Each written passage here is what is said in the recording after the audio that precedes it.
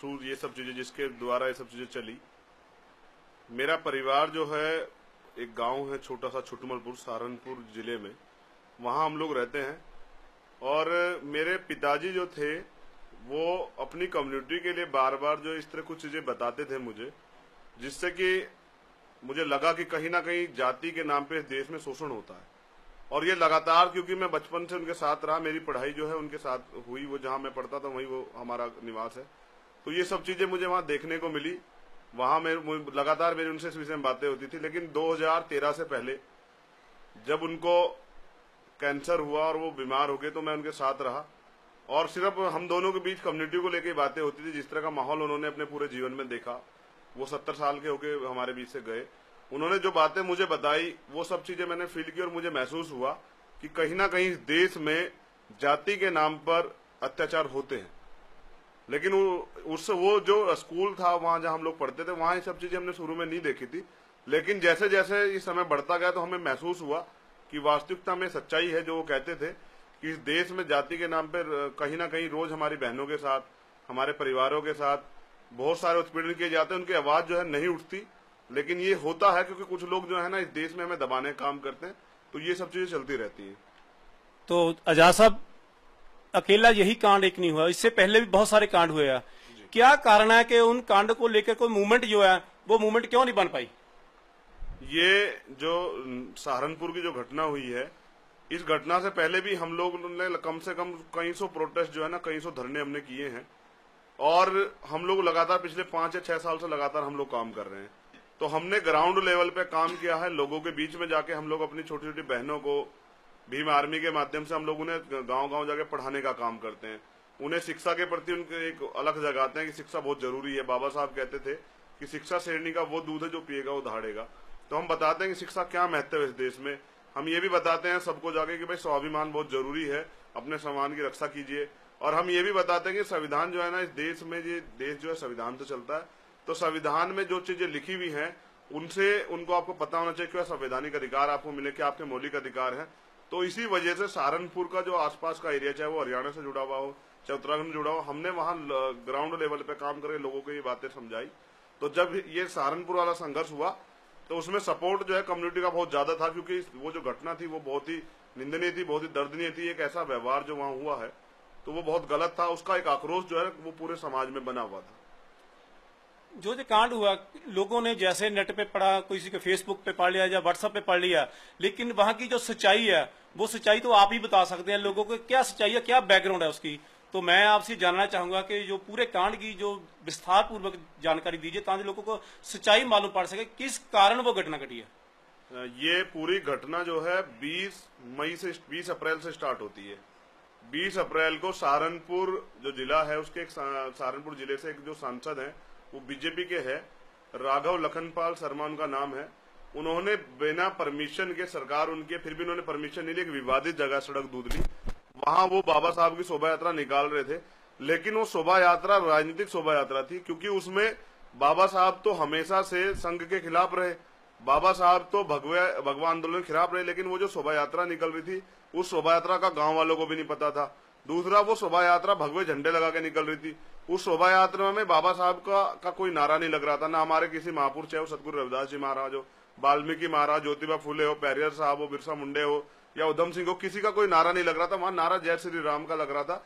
और वो एक माहौल बना रहे थे वहां, क्योंकि वहां मुस्लिम आबादी भी है, तो एक माहौल बना रहे थे जाके मुसलमानों भारत छोड़ो, भारत में अगर रहना होगा हिंदू हिंदू कहना, इस तरह का माहौल उन्होंने क्रिएट किया। 20 तारीख को जब ये माहौल क्रिएट हुआ तो वहां एक विवाद हुआ मुस्लिमों के और हिंदू जो संगठन थे उनके बीच, बीजेपी के बीच।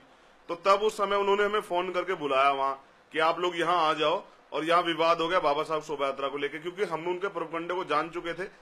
तो उसमें क्योंकि जितने मुख्य थे वो भी बीजेपी के लोग थे, बीजेपी के सांसद, बीजेपी के विधायक, बीजेपी के नेता। तो हमने वहां जाने से मना कर दिया। हमने कहा कि भैया ये राजनीतिक एजेंडा हम वहां नहीं जाएंगे, क्योंकि हम ये देश हमारा, हम इसका माहौल नहीं खराब होने देना चाहते। वो चाहते थे कि वहां दलित और मुस्लिम का एक झगड़ा हो जाए, जो दलित और मुस्लिम के बीच एक खाई जो है ना, जो बहुजन मूवमेंट को काटने काम करते हैं, वो खाई बनाने काम करते हैं, तो वो हो जाए। तो हमने वो वहां जाना स्वीकार नहीं किया। तो उनको एक चीज समझ में आई कि भीम आर्मी जो मूवमेंट चला रही है वो मूवमेंट बहुजन मूवमेंट है और ये लोग आपस में नहीं लड़ेंगे। तो उस दिन से बीजेपी की गवर्नमेंट ने और वहां के जो बीजेपी नेता थे और वहां जो संघ के नेता उन्होंने एक टारगेट बना लिया कि कोई भी जब भी मामला होगा तो भीम आर्मी को टारगेट बनाना, ये बहुत बड़ी मूवमेंट खड़ी हो रही है, इसे किसी तरह से रोकना है, चाहे सरकारी तंत्र के दायरे में लाके किसी भी तरह इस पर आरोप लगा के इसको रोकना है। उसके बाद 5 तारीख में घटना हुई, शब्बीरपुर एक गांव पड़ता है देवबंद में, जिला सहारनपुर, देवबंद विधानसभा में, वहां विधायक जो है बीजेपी से है। तो सिमलाना एक गांव है, ठाकुर बाहुल्य गांव है, उसमें कुछ दिन पहले घटना भी हुई थी कि दलित समाज की एक महिला को, उसके 2 बच्चों को जिंदा जला दिया गया था। उसमें भी हमने एक प्रोटेस्ट किया था और जिन लोगों ने अपराध किया था उन्हें सजा दिलाने का काम किया था। तो जब ये घटना हुई शब्बीरपुर में, ये जो शब्बीरपुर वाला मामला है 5 मई का, उस दिन सिमलाना में एक परमिशन ली गई थी विचार गोष्ठी की, लेकिन विचार गोष्ठी की आड़ में वो लोग जो हैं एक शोभा यात्रा निकाल रहे थे। शोभा यात्रा का एक पूरा उन्होंने एजेंडा तैयार किया था, किसी तरह से शब्बीरपुर गांव में आज वो जो है ना 5 तारीख को एक बाउंडर करना चाहते थे, एक माहौल बनाना चाहते कि इस देश में जो सरकारें आई हैं, वो बीजेपी की सरकार जो प्रदेश में लागू हुई है, वो एक माहौल बना देना चाहते हैं जो पुराने समय से चला आ रहा है कि बहुजन समाज के लोग, दलितों को अब अपनी आवाज उठाने का कोई हक ना हो। मनुस्मृति जो एक पहला संविधान था, वो संविधान को काट के वो लागू करना चाहते हैं। उसी का सूर्य दिवस मनाने के लिए उन्होंने प्रोग्राम किया। 5 तारीख की पूरी घटना मैं आपको बताऊं तो 5 तारीख की सुबह कुछ लोग आते हैं और वहां के जो प्रधान है वो दलित समाज से उनसे कहते हैं कि यहाँ आज शोभा यात्रा निकलेगी, जो बीच में आएगा उसको गोली मार दी जाएगी। प्रधान जी जब इस चीज को पता लगता है प्रधान जी वहां के लोकल प्रशासन एसडीएम को सूचना देते हैं कि साहब इस तरह से कुछ लोग ये कर रहे हैं और ये गलत हो जाएगा। क्योंकि 1 महीना पहले जब हम अपने ही मंदिर में बाबा साहब की मूर्ति लगा रहे थे, जो इंटरनेशनल पर्सनैलिटी है जिससे देश चलता है, वो मूर्ति वहां लगाने नहीं दी गई थी। तो उन्होंने कहा कि जब इन पे परमिशन नहीं तो यहाँ को क्यों निकाल रहे हैं। तो जब ये बात ठाकुरों को पता लगी कि उन्होंने विरोध किया है, तो वहां से कम 2,500-3 हजार लोग जो हैं, वहां एक व्यक्ति और थे जो मुख्य अतिथि थे, उनका नाम है शेर सिंह राणा। ये जानना बहुत जरूरी है कि ये वही शेर सिंह राणा है जिन्होंने दलित समाज की एक नेता हुई है, सांसद हुई है फूलन देवी, जिनकी हत्या की थी। वो आज पैरोल पे बाहर हैं। उन्हें जो है वहां के लोकल लोगों को सपोर्ट करते हैं। आप समझ सकते हैं कि एक कातिल क्या विचारधारा वहां डेवलप कर रहा होगा, क्या विचारधारा की बात वो करता। हम बाबा साहब के मानने वाले लोग हैं, हम संविधान के दायरे की बात करते हैं, हत्यारा क्या वहां बातें कर रहा होगा। तो उसने वहां एक इशारा किया कि जाओ और शब्बीरपुर को तहस नहस कर दो, शब्बीरपुर को दिखा दो कि ठाकुर क्या कर सकते हैं। तो 3-4 हजार लोग गाँव में जाते हैं और बिना किसी बात को पूछे गिने उनके हाथ में गुब्बारा होता है जिसमें कुछ केमिकल होता है, वो जिस जगह उस गुब्बारे को मारते हैं वहां से आग लग जाती है।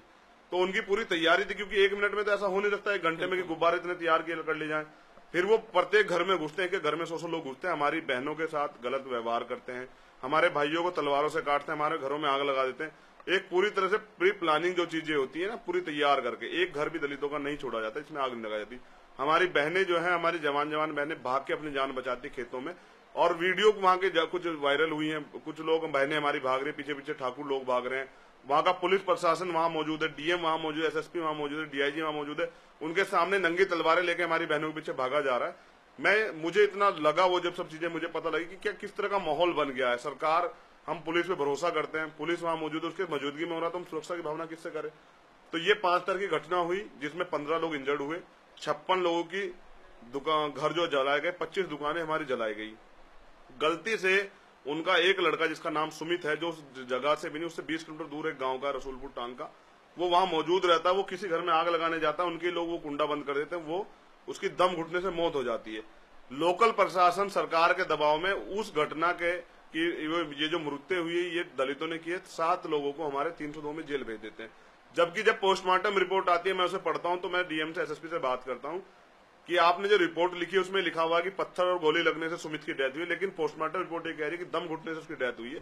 तो हमारे लोग वहां नहीं थे, इतने लोग गए हुए थे, तो हम दलितों ने कैसे इसको मार दिया और आपने झूठी रिपोर्ट क्यों लिखी। तो इस बात पे प्रशासन जो है ना, प्रशासन जवाब नहीं दे पाता है। तो उसके एवज में हम लोग 6 तारीख में एक धरना करते हैं संत गुरु रविदास छात्रावास सहारनपुर में। वहां पर हम कम से कम 6-7 हजार लोग इकट्ठा होते हैं और हम प्रशासन को एक ज्ञापन देते हैं जिसमें हमारा 9 सूत्रीय मांग पत्र था कि जिन लोगों ने हमारे घर जलाए उन पर कार्रवाई की जाए, जो जिन लाइसेंसों से उन्होंने फायरिंग की है, जिन हथियारों से उन्हें जब्त किया जाए।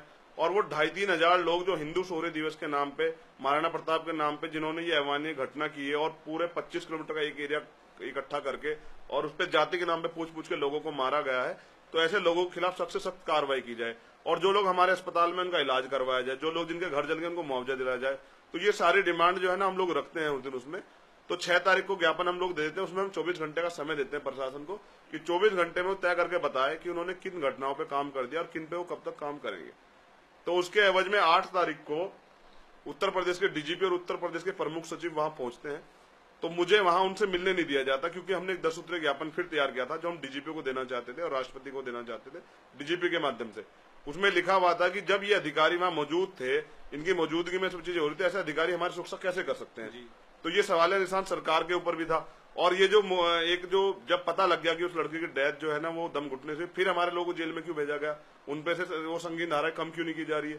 तो डीजीपी से मुझे मिलने दिया, फिर मैंने विरोध किया गया तो मुझे मिलाया गया, तो मैंने वो ज्ञापन उन्हें दिया, लेकिन उन्होंने कोई भी ऐसा मुझे जो है ना एक विश्वास नहीं दिलाया कि भैया हम लोग इस पे कार्रवाई करेंगे। उसके बाद 9 तारीख में पूरे दलित समाज का एक प्रोटेस्ट था, और दलित समाज के लोग जब जो जगह जहां पे हम लोग इकट्ठा होने थे, जहां हमसे डीएम से हमने बात करनी थी, उस जगह को पुलिस ने छावनी बना दी गई। जो लोग हमारे बीमार में काम कर रहे उनके घर पे जगह जगह छापे मारे गए, उनको पूरी रात परेशान किया गया।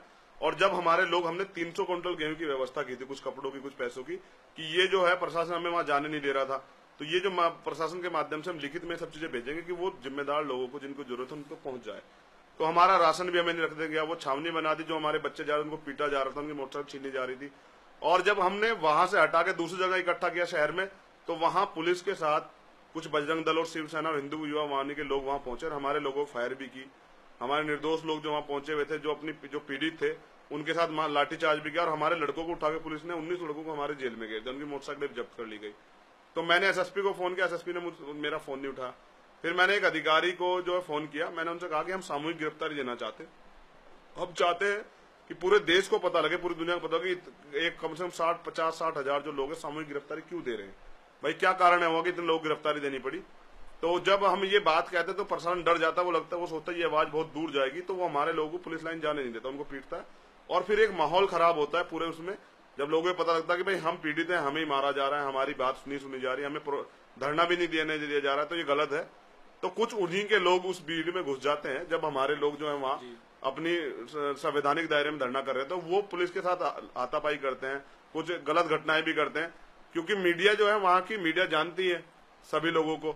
मीडिया ने वहाँ जो रिपोर्टें करवाई हैं कि हमारा नुकसान हुआ, हमारी गाड़ी जली, उसमें किसी भी का भी नाम भीम आर्मी से नहीं खोला गया। तो इसका मतलब ये है कि वो जानते हैं कि इन्होंने किया है। प्रशासन भी जानता है। जब वहां का डीएम गोली चलाने के आदेश दे देता है और एक तरफ संवैधानिक दायरे में कुछ लोग जो प्रोटेस्ट कर रहे हैं, एक तरफ फोर्स खड़ी हुई, तो मैं बीच में खड़ा होकर डीएम से कहता हूँ कि जब डीएम का फोन मेरे पास जाता है कि आप आ जाओ जरा, इनमें आपस में बैठ के बात करा लो, माहौल बिगड़ रहा है। तो मैं जब जाता हूँ डीएम के फोन के बाद, तो मैं अपनी बात रखते हुए कहता हूँ मुझे आप 10 मिनट दीजिए, मैं इनसे बात कर लेता हूँ कि क्या मामला है, इनकी क्या डिमांड है, मैं आपको बता दूंगा। तो मैं उनसे बात करता हूँ, फिर मैं अपने साथी डीएम एसएसपी दोनों को लेकर जाता हूँ, फोर्स को पीछे हटवा देता हूँ। मैं कहता हूँ आप चलिए, उनकी बात सुन लीजिए। वो सिर्फ इतनी बात कहते हैं कि जो हमारे शब्बीरपुर की जो घटना है, दोषियों पे कार्रवाई हो, हमारे लोगों को मुआवजा मिले, जो लोग अस्पताल में उन्हें अच्छा इलाज मिले। और आज जो हमारे निर्दोष लोगों को, जो लोग धरना देते, जिन्हें उठाया गया, उन्हें पुलिस छोड़े, उनकी मोटरसाइकिलें छोड़े, और ये जो है इस पे कार्रवाई करे। इतनी सी उनकी डिमांड होती, कोई ये डिमांड जायज थी उनकी। प्रशासन भरोसा दिलाता है, और जब फिर प्रशासन के जो अधिकारी हैं डीएम एसएसपी के साथ में कम से कम 10 जगह जाकर जाम खुलवाता हूँ, क्योंकि पूरे समाज में एक आक्रोश पैदा हो गया थी, हमारे लोगों को तो पीड़ितों के साथ न्याय नहीं हो रहा है। तो ये कम्युनिटी जो है, क्योंकि वो बाबा साहब के उससे या सतगुरु महाराज की विचारधारा पे चल के वो शोषण के खिलाफ संघर्ष करना चाहती है, तो वो सब लोग आक्रोशित थे। तो सबको मैंने समझा के सारे जाम खुलवा दिए। प्रशासन से बात करके मैंने 11 लोग छुड़वाए भी अपने।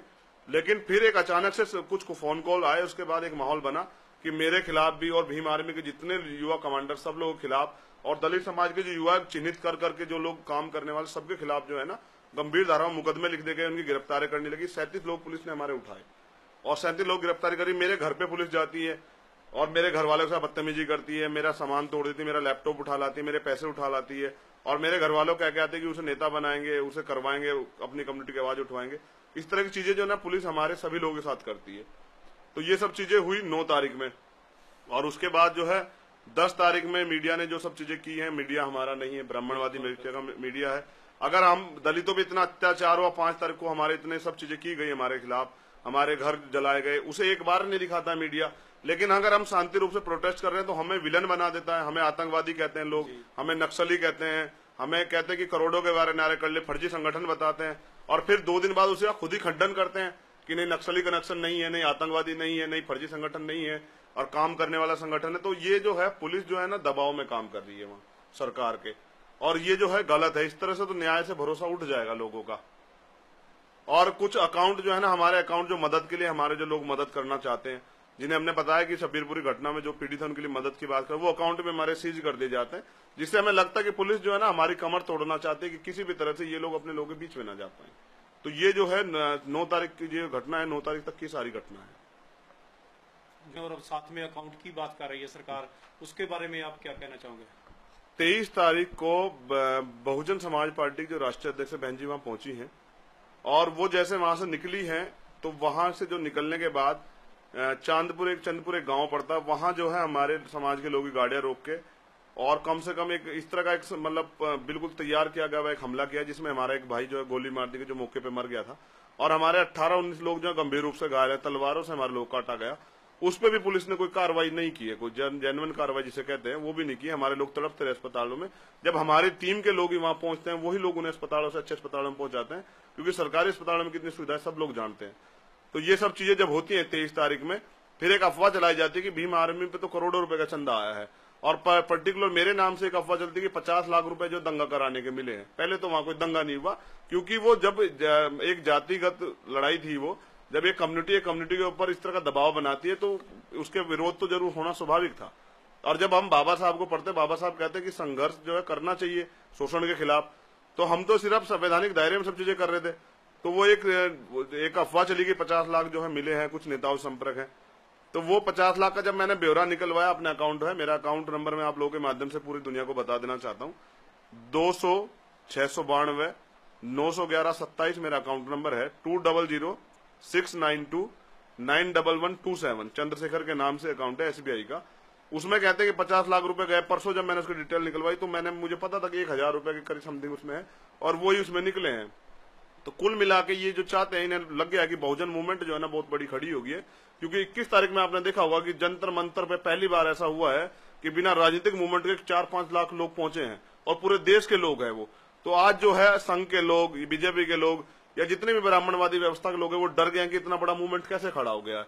तो वो इस तरह के आरोप लगा रहे हैं कि जो संपत्ति, जो प्यार जो इस कम्युनिटी का मिल रहा है चंद्रशेखर को, वो खत्म हो जाए किसी तरह से। तो उसके लिए वो गंभीर इस तरह के आरोप लगा रहे हैं। वो आरोप निराधार है। मैं तो कहता हूं कि मैं इस पूरी घटना की जुडिशियल जांच करवानी चाहिए। पुलिस में हमें भरोसा नहीं है। हम चाहते पूरी घटना की CBI जांच हो, पता लगे दूध का दूध और पानी का पानी हो जाए कि किसकी गलती है। लेकिन सरकार ऐसा करेगी नहीं। सरकार ने वहां का DM SSP बदला और सरकार कहती पुलिस की चूक है। जब पुलिस की चूक है तो ये आरोप हमारे ऊपर क्यों लगा जा रहा है, हमारे निर्दोष लोगों को जेल क्यों भेजा जा रहा है। तो जब वो मानते हैं कि DM SSP ने गलत किया, तो फिर उन पर कार्रवाई क्यों नहीं की जा रही, उन्हें सस्पेंड क्यों, उन पर मुकदमा क्यों नहीं किया गया। मैंने एक मुकदमे की अपील डाली थी कि संविधान, ये जो SC/ST एक्ट संविधान संशोधन जो है 2015, उसके अनुसार ये एक नया कानून आया था कि भाई जो अधिकारी न्याय देगा उस पर भी मुकदमा होगा। तो मैंने उसमें उनके खिलाफ वो डाली, वो भी कैंसिल कर दी गई कि ऐसे अधिकारियों पर मुकदमा किया जाए जिनकी मौजूदगी में नरसंहार हो रहा है। तो ऐसे अधिकारी जो है वो जिम्मेदार अधिकारी नहीं हो सकते। तो पुलिस उनको भी बचा रही है, प्रशासन उनको बचा रहा है, लेकिन निर्दोष लोगों पे को तो जेल में डाल रहा है। लेकिन जिन लोगों ने अत्याचार किया उनके न लाइसेंस निरस्त हुए, न उनके ऊपर कोई कार्रवाई हुई, और उल्टा जो है हमें ही, हमारे समाज के लोगों को या बहुजन मूवमेंट के लोग जुड़े लोग आरोप प्रत्यारोप रोज लग रहे हैं, जो गलत है, जिससे हमारा न्याय के प्रति जो भावना है वो कहीं ना कहीं उसमें कमजोरी आ रही है। जो प्रोटेस्ट दिल्ली जंतर मंतर पे किया गया जी, वो पूरे देश के इतिहास में पहली बार बिना पॉलिटिकल सपोर्ट और बिना किसी को बुलाए और बिना किसी को स्पेशल सद्दे के लोग, बहुजन समाज के और दलित समाज पूरे का पूरा अपने आप जंतर मंतर पे गया, और किसी को बुलावा तक नहीं दिया गया। चाहे लोकल सरकार, चाहे सेंट्रल सरकार, सभी ने विरोध किया। और जो बहुजन समाज की, जो जिनको BSP बोलते हैं, यूपी में बहुत बड़ा आधार है जी, लेकिन उसकी भी बिना सपोर्ट के दलित समाज अपने आप वहां इकट्ठा हुआ। और उस इकट्ठ के बाद आप क्या सोचते हैं कि दलित मूवमेंट को कैसे आगे बढ़ाया जा सकता है? 21 तारीख का जो प्रोटेस्ट था वो सिर्फ सोशल मीडिया से किया गया था। सोशल मीडिया जो है, क्योंकि मीडिया बहुजन में, जो इलेक्ट्रॉनिक मीडिया है वो बहुजनों की नहीं है, वो उनकी घटनाक्रम को नहीं दिखाती, उनके साथ शोषण होता है नहीं दिखाती कि लोग जागृत ना हो जाएं। तो हमने सोशल मीडिया के सहारा लेके 21 तारीख का प्रोटेस्ट किया, और वो प्रोटेस्ट पूरे, जैसे आपने बताया कि सब लोगों ने देखा, वो इतना बड़ा प्रोटेस्ट था। पुलिस को भी हमने जो सही नहीं बताया कितने लोग आने वाले, जबकि हमें पता था कि पूरे दुनिया के लोग वहां आने वाले, पूरे देश के लोग, विदेश के लोग भी वहां थे, विदेश की मीडिया भी वहां थी।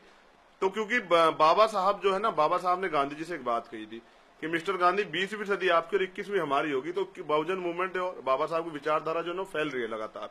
तो पूरे देश के लोग जो ना संघर्ष करना चाहते हैं, लेकिन वो चाह रहे थे कि कोई अच्छी ऐसी वो मिले या कोई ऐसी टीम मिले जो सही काम कर रही हो।